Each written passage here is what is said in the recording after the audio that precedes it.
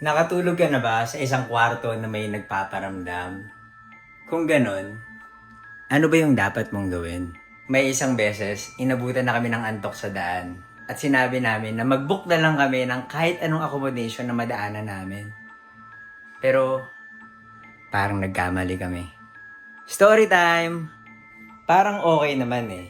Yun nga lang, mukhang haunted house yung napuntahan namin. Okay naman yung bahay sa labas, mukha namang matino. Pero pagpasok mo, parang may kakaibang energy. Puro kahoy yung dingding at madaming santo na parang gagalaw anumang oras.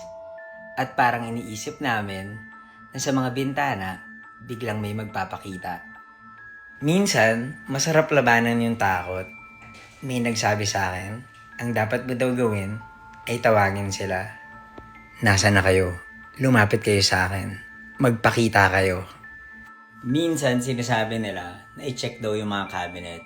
Baka kung anong meron. O kaya sa mga salamin. Parang wala naman. Minsan, tinitingnan ko yung mga paintings kasi parang may mga matang nakatingin sa akin.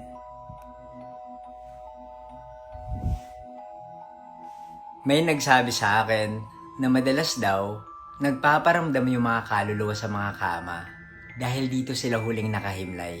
Ang mas nakakatakot pa, nagkakaroon ng kakaibang amoy. Parang amoy ng bulaklak na nilalagay kapag may lamay. Ilang oras yung nakalipas, wala namang nagparamdam, wala namang nagpakita.